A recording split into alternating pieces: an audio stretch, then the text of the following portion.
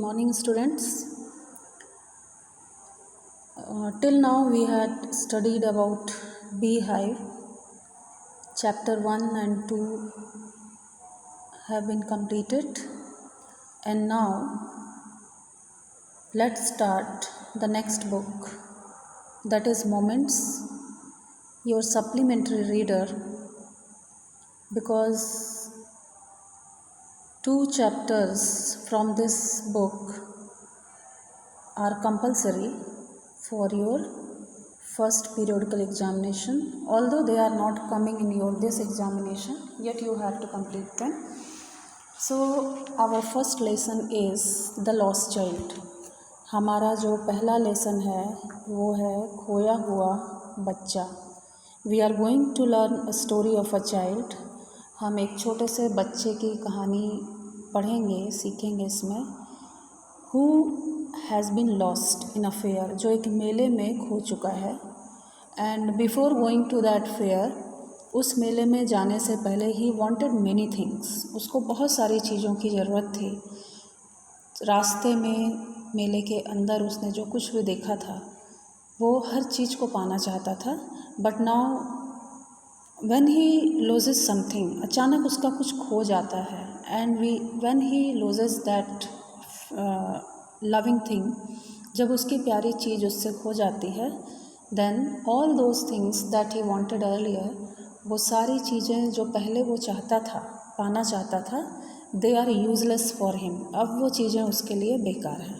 So let's start the story of a child, the lost child. एक बच्चे की कहानी, बच्चा जो कि खो चुका है, ऐसे बच्चे की हम कहानी पढ़ेंगे. Before starting the story, let's see the introduction. एक इंट्रोडक्शन यहाँ पे दिया गया है. चलिए देखते हैं इंट्रोडक्शन में क्या लिखा है.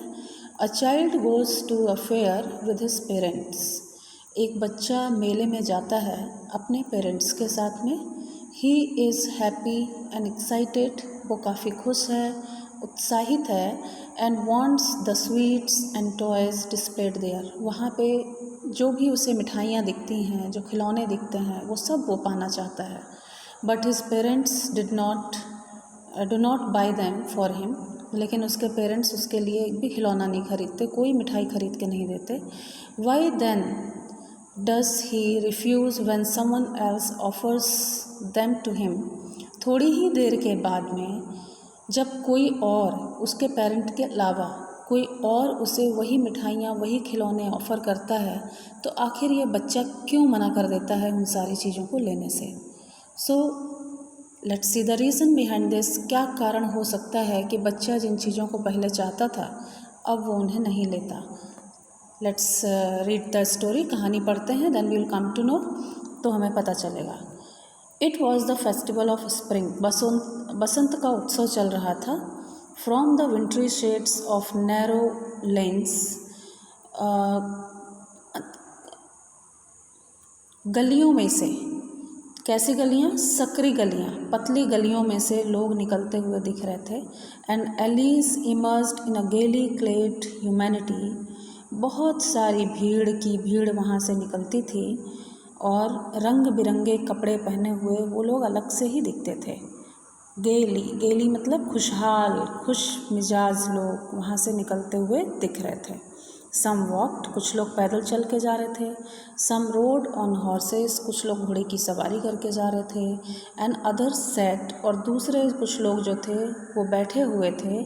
Being carried in bamboo and bullock carts. बाँस से बनी हुई बैलगाड़ियों में वो बैठ के जा रहे थे. ये सभी लोग कुछ पैदल, कुछ घोड़े पे और कुछ लोग बाँस की बनी गाड़ियों पे जिन्हें बैल खींच रहे थे. कहाँ जा रहे थे ये बच्चे सभी, ये लोग कहाँ जा रहे थे, ये सभी लोग मेला देखने जा रहे थे. वन लिटिल बॉय रैन बिटवीन हिज पेरेंट्स. एक छोटा सा बच्चा पैदल ही मेला जा रहा था अपने पेरेंट के साथ में, और वो बार बार चलते चलते उनके पैरों के पास आ जाता था. हिज फादर्स लेग, मोस्टली किसके, पापा के पैरों के पास वो आ जाता था. Brimming over with life and laughter. बहुत खुश था अपनी उस ज़िंदगी से. आज ज़िंदगी में पहली बार वो मेला देखने जा रहा था. कम चाइल्ड कम, कॉल्ड हिज पेरेंट्स. उसके माता पिता बीच में बुलाते रहते थे, आओ बच्चे आओ.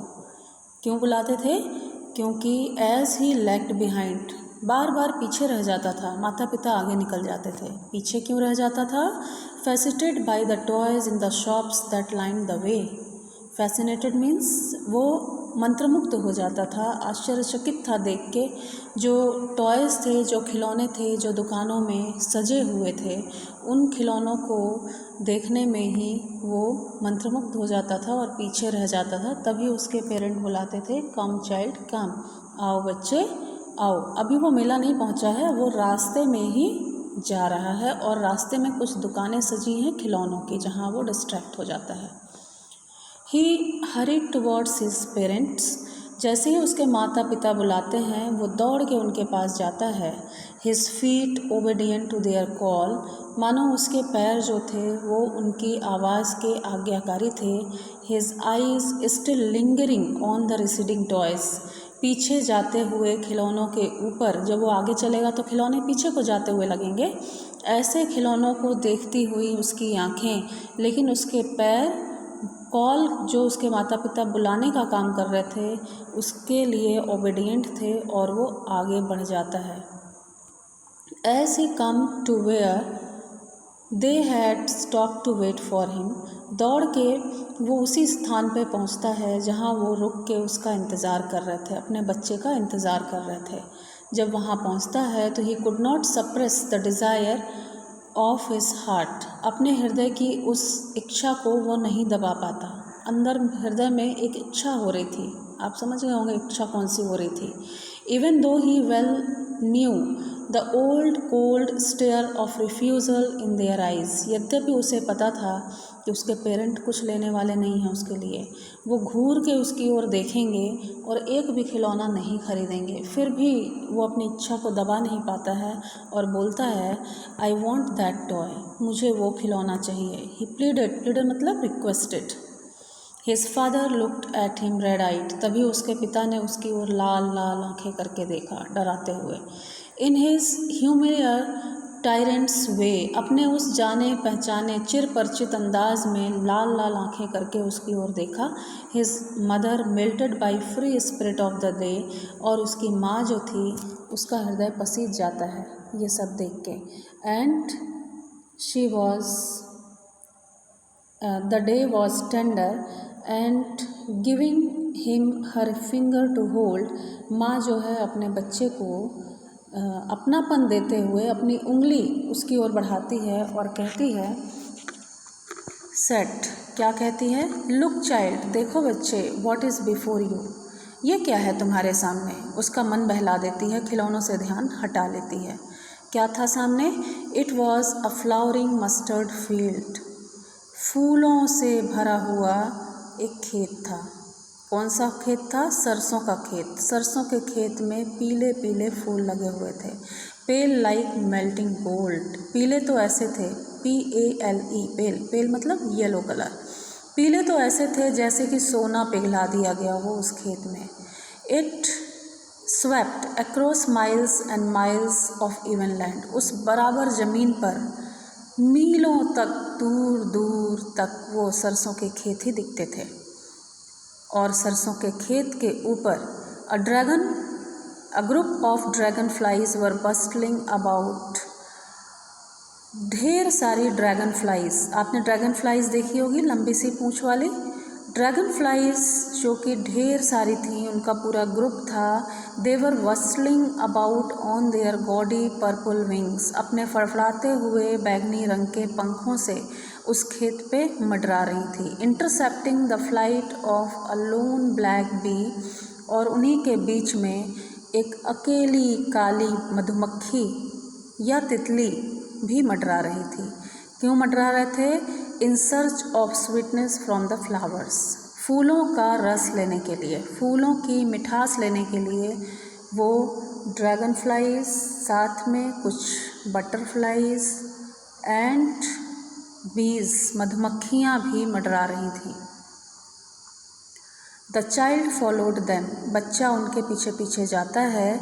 In the air with his gaze, ध्यान से, गेज मतलब उन तितलियों पे ध्यान केंद्रित करके, तितलियों के पीछे, ड्रैगन फ्लाइज के पीछे पीछे वो जाता है। till one of them would still its wings and rest। तब तक पीछे पीछे जाता है जब तक कि उनमें से कोई एक किसी फूल पर बैठ जाती है और आराम करने लगती है। And he would try to catch it, तभी वो उसको पकड़ने की कोशिश करता है। But it would go fluttering flapping up into the air, पकड़ नहीं पाता है, वो अपने पंख को फड़फड़ाते हुए हवा में उड़ जाती है। When he had almost caught it, अरे पकड़ने वाला ही था, तभी वो अपने पंखों को फड़फड़ाते हुए हवा में उड़ जाती है। In his hands, then his mother gave a cautionary call, तभी उसकी माँ थोड़ा अलार्मिंग कॉल देती है, थोड़ा तेज़ आवाज़ में उसको बोलती है, come child come on the footpath, आओ बच्चे आओ, फुटपाथ पे चलो, अंदर कुछ काट सकता है तुम्हें, इसलिए कहाँ चलो, फुटपाथ पे चलो। ही रैन टुवर्ड्स हिज पेरेंट्स, फिर से वो अपने माता पिता की ओर दौड़ के जाता है, गेली खुशी खुशी, and walked abreast of them for a while, थोड़ी देर उनके आगे आगे वॉक करता है। Being however soon left behind, लेकिन जल्द ही फिर पीछे रह जाता है, attracted by little insects and worms, क्योंकि वो अट्रैक्टेड था, आकर्षित था छोटे छोटे इंसेक्ट्स यानी कीड़े मकोड़े और वॉर्म्स कीट पतंगे और कीड़ों से वो अट्रैक्ट था। अलोंग द फुटपाथ, फुटपाथ के किनारे जो उसने देखा उसने बच्चे ने, that were teeming out of their hiding places to enjoy the sunshine. सूर्य की सुबह सुबह की रोशनी को, सूर्य की सुबह सुबह की गर्मी को लेने के लिए ये सभी कीट पतंगे कीड़े अपने अपने घरों से बाहर निकल के झांक रहे थे। तभी ये बच्चा उनको देखता है और आकर्षित रह जाता है और पीछे रह जाता है।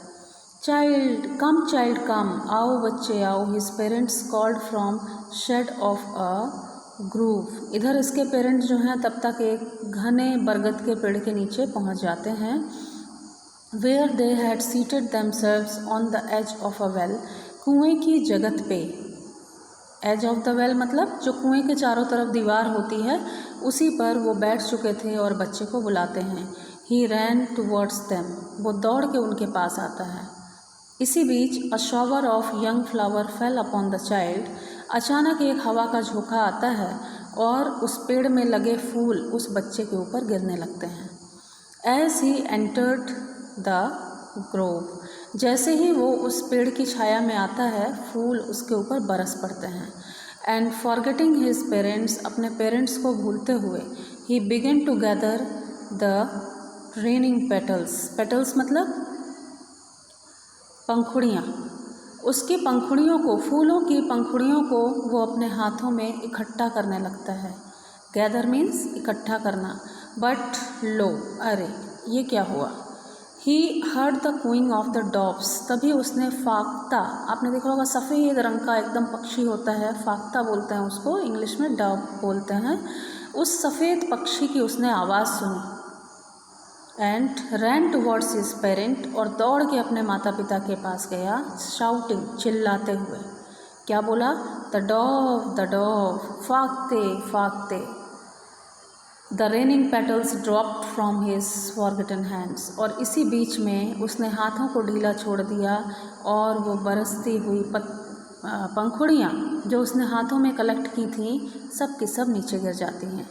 कम चाइल्ड कम, आओ बच्चे आओ, they call to the child, वो अपने बच्चे को बुलाते हैं। Who had now gone running in wild creepers, जो जंगली लताओं की तरफ चला गया था भागते हुए। राउंड द बनियान ट्री, उस बरगद के पेड़ के आसपास जो लताएं फैली थीं, जंगली लताएं, उनकी तरफ वो भाग गया था। तभी वो अपने बच्चे को बुलाते हैं, come child come, and gathering him up they took the narrow winding footpath which led to the fair through the mustard field. अब उन्होंने उस फुटपाथ को पकड़ लिया, उस रास्ते को पकड़ लिया जो सीधे सरसों के खेतों के बीच से होते हुए मेले को जाता था। In this way we have completed the some part of the story and tomorrow we will continue it. कल हम इसे जारी रखेंगे. I would like to suggest you all, मैं आप सभी लोगों को सजेस्ट करना चाहूँगी that you should listen the story 2 to 3 times. कम से कम स्टोरी को 2-3 बार पढ़िए. अंडरलाइन द डिफ़िकल्ट वर्ड्स, वो शब्द जो आपको डिफ़िकल्ट लगते हैं, जिनके मीनिंग आपको नहीं आते हैं, you should underline those words and find out the meaning from dictionary, और डिक्शनरी से उसका मीनिंग खोजिए. There are so many good dictionaries in Google Play Store also. आप गूगल प्ले से भी डाउनलोड कर सकते हैं क्योंकि बहुत सारी अच्छी अच्छी डिक्शनरीज वहाँ पे हैं. And we will continue tomorrow. Have a nice day.